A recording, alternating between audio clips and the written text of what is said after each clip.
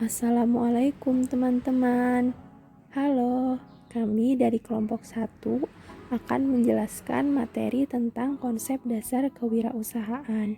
Yuk disimak videonya. Bismillahirrahmanirrahim.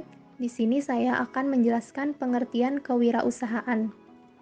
Menurut Mulyani, kewirausahaan merupakan sikap mental dan jiwa yang selalu aktif, kreatif, berdaya, bercipta, berkarya, bersahaja, dan berusaha dalam rangka meningkatkan pendapatan untuk kegiatan usahanya. Di sini saya dapat menemukan 5 poin kewirausahaan untuk wirausahawan, yaitu 5B, berdaya, memiliki daya saing yang sehat dalam menjalankan usahanya, bercipta, selalu menciptakan ide-ide baru dalam usahanya, berkarya, mempunyai semangat yang kuat dalam menjalankan ide-idenya, bersahaja, sederhana, namun ia selalu memiliki tanggung jawab, berusaha, dan tentunya berusaha menjalankan kewirausahaannya dengan penuh semangat.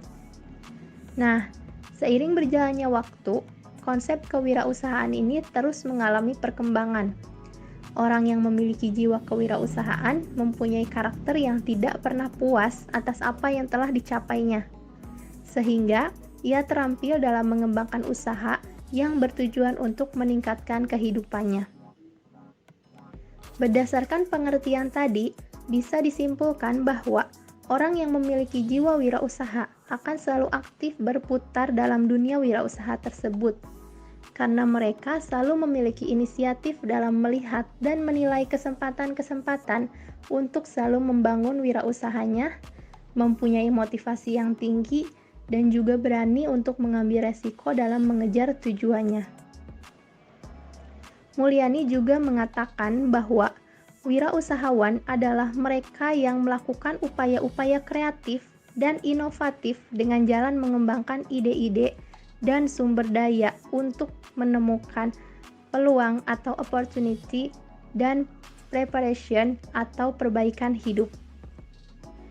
Jadi, peluang itu merupakan titik acuan yang harus ditempuh oleh seorang wirausahawan, karena seorang wirausahawan pasti akan selalu berorientasi ke depan untuk mencari peluang-peluang baru yang ada di sekitarnya maupun di masa depan.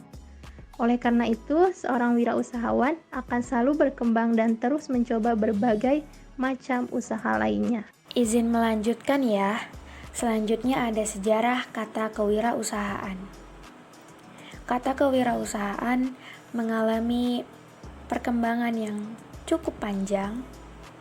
Tepatnya pada tahun 1967, melalui berbagai ceramah, Dr. Suparman Sumahamijaja mulai menggencarkan kepada masyarakat Indonesia mengenai kewiraswastaan. Apa sih sebenarnya kata kewiraswastaan itu? Wiraswasta terdiri dari 3 suku kata, yaitu wira, swa, dan sta. Ketiga suku kata ini memiliki artinya tersendiri. Wira artinya manusia tunggal, pahlawan, pendekar, teladan berbudi luhur, berjiwa besar, gagah berani, serta memiliki keagungan watak. Sedangkan swa artinya sendiri atau mandiri, dan sta artinya tegak berdiri. Kemudian, pada zaman Orde Baru, terdapat kekhawatiran penggunaan istilah kewiraswastaan. Lebih tepatnya dari kata swasta. Karena pada saat itu masyarakat Indonesia menganggap kata swasta itu artinya lawan pemerintah. Sehingga pemerintah Orde Baru lebih menyukai menggunakan istilah wirausaha. Usaha sendiri artinya awal, bekerja, berbuat sesuatu. Dalam hal ini dapat diartikan bekerja pada bidang usaha tertentu seperti pertanian, industri, jasa, pertambangan, perikanan, perdagangan, pariwisata, dan lain-lain.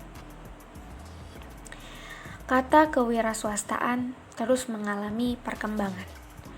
Tepatnya pada tahun 1975,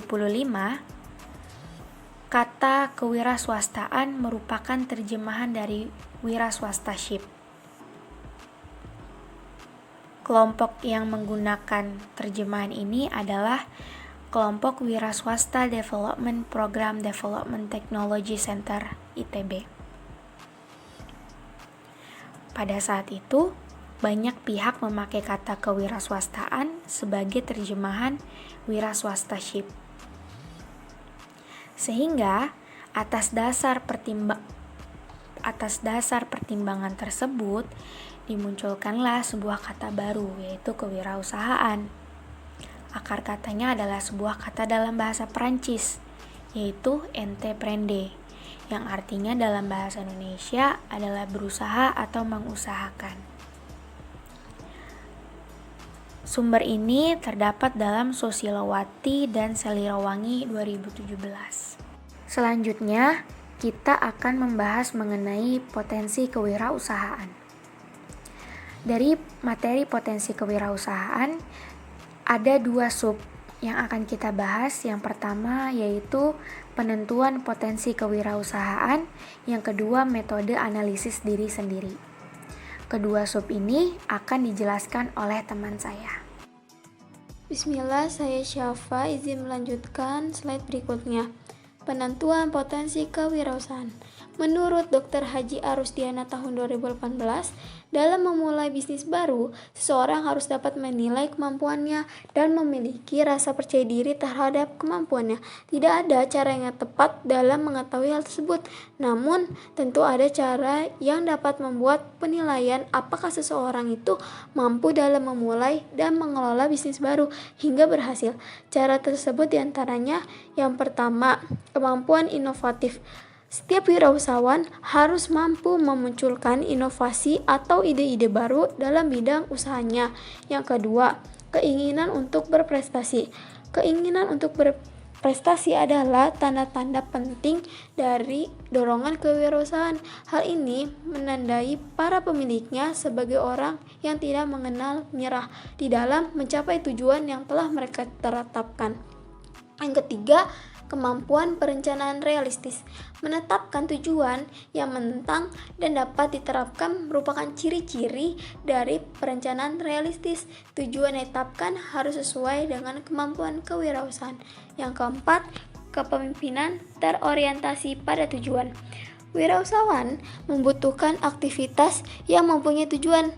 Hal ini memotivasi mereka untuk mengarahkan tenaga dan rekan kerja serta bawahannya ke arah tujuan yang ditetapkan. Semua usaha dalam organisasi dipusatkan untuk mencapai tujuan utama organisasi tersebut. Yang kelima, objektivitas. Wirausahawan objektif mampu mengarahkan pemikiran dan aktivitas kewirausahaannya dengan cara pragmatis, misalnya dengan mengumpulkan fakta-fakta yang ada, mempelajarinya, dan menentukan arah tindakan dengan cara-cara praktis. Yang keenam, tanggung jawab. Tanggung jawab di sini adalah tanggung jawab pribadi. Jadi, wirausahaan memikul tanggung jawab pribadi, menetapkan tujuan sendiri, dan memutuskan cara mencapai tujuan tersebut dengan kemampuan sendiri. Yang ketujuh, kemampuan beradaptasi. Para wirausahawan mampu beradaptasi menyesuaikan diri dengan perubahan lingkungan jika terhambat oleh kondisi yang berbeda dan hal-hal yang diharapkan. Mereka tidak menyerah tetapi menilai situasi secara objektif di lingkungan baru dan mengaktifkannya. Hal ini merupakan tantangan yang harus dihadapi oleh wirausahawan. Yang ke-8 adalah kemampuan sebagai pengorganisasi dan administrator. Wirausahawan mempunyai kemampuan mengorganisasi, mengidentifikasi, dan mengelompokkan orang-orang berbakat untuk mencapai tujuan. Mereka menghargai kompetensi dan memilih para spesialis untuk mengerjakan tugas secara efisien. Mereka cenderung tidak bekerja baik dalam hal-hal rutin dan akan melakukan pekerjaan dengan baik jika menyerahkan rutinitas kepada orang lain. Kekuatan mereka sebagai mengantisipasi kemungkinan masa depan. Izin melanjutkan, selanjutnya metode analisis diri sendiri. Ada kutipan dari Dr. H. Arusdiana 2018 yang isinya, orang-orang yang ingin memulai usaha baru hendaknya memperhitungkan kebutuhan, dorongan, dan aspirasi sebelum mengambil langkah-langkah penting. Nah, ini tuh maksudnya supaya kita lebih siap sebelum berwirausaha. Jadi nanti saat berwirausaha, kita tidak akan sering mengalami kerugian. Selanjutnya, menurut McClelland dalam Dr. H.A. Rusdiana 2018, mengemukakan teorinya yang disebut teori motivasi berprestasi McClelland. Menurutnya, ada beberapa hal yang dapat memotivasi seseorang. Yang pertama adalah kebutuhan prestasi. Kebutuhan prestasi ini merupakan daya penggerak yang akan memotivasi semangat bekerja seseorang.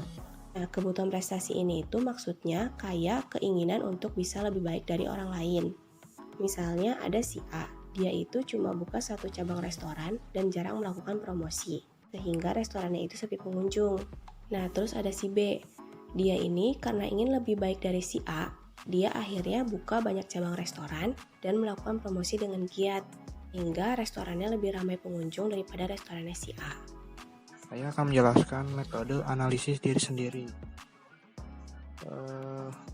Yang B, kebutuhan afiliasi net for affiliation adalah dorongan seseorang untuk memiliki hubungan interpersonal dan sosial dengan orang lain atau sekelompok orang tertentu. Yang C, kebutuhan kekuasaan net for power dapat diartikan sebagai suatu keinginan untuk menguasai,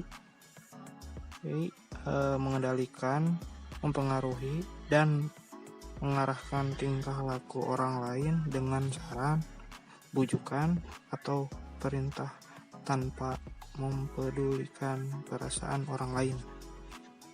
Alhamdulillah pematerian dari kelompok 1 sudah selesai. Silahkan bagi teman-teman yang ingin menanyakan atau menanggapi pematerian dari kelompok kami. Terima kasih. Mohon maaf apabila ada kesalahan. Wabillahi taufiq wal hidayah. Wassalamualaikum warahmatullahi wabarakatuh.